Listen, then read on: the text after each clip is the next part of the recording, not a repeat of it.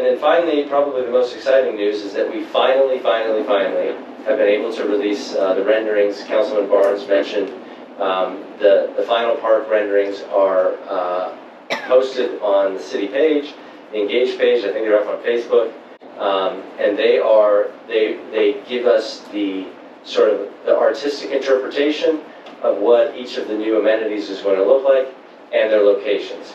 As Councilman Barnes mentioned, you do not see a skate park in those renderings. That is not because we are not completing a skate park. And just for a little history, we asked for quite a few things in that grant application. There were 3 specific things that we were not granted in our application. The first of which was a splash pad, the second was a skate park, and the third was a pump track. A pump track is similar to a skate park for bicycles. The splash pad, we have secured $900,000 in congressionally directed spending. So the splash pad is still happening, but because the renderings that you saw are for the Appalachian Community Grant Project only, you do not see the splash pad in those renderings. And that is actually, there's specific federal rules on that. But the splash pad is still happening and the funding is secured. The skate park, you heard me say the skate park, we were denied permission to build a skate park in this project. However, we were approved new pickleball courts, and in our proposal we showed that those pickleball courts were going to go right where the skate park is. And so we appealed to the state and said, really it's not possible to do these pickleball courts without also doing the skate park, because we're not going to take away that amenity and not build the new amenity. And so the reason you don't see them in the renderings is there's some decisions to be made about where that skate park goes so that it best encourages participation in kids and activity and that sort of thing. You'll notice in those renderings lots of different things, but one of the goals was to increase passive green space. So there's a dramatic increase in square footage of green space in the park. And it's passive green space. So there's a lot of passive green space, which means there's no activity in that space for relaxation, walking, etc.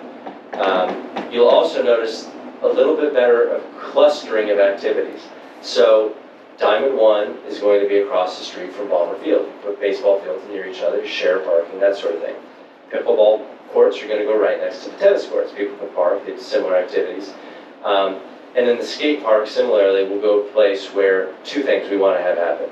One is we want it to be in a place where it's easier for kids to get to and it's safe, but also we want to put it in a place where when we secure additional funding, we can expand that space and put in that pump track, right? So the pump track, there was no space where the skate park is now to expand out and put in a pump track. So the skate park is happening. We have confirmation from the state of Ohio. When we did that appeal, they approved our appeal, and they're permitting the skate park to be built within this funding.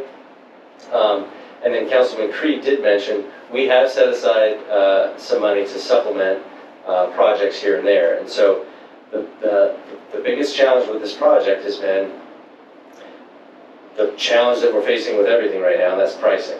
So we have already had to scale back dramatically, which is the exact reason why we didn't want to show renderings and then pull things out, right?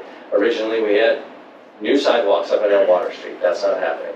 And so we've had to pull things back. And so what you see now, those amenities that are in that rendering, they are happening.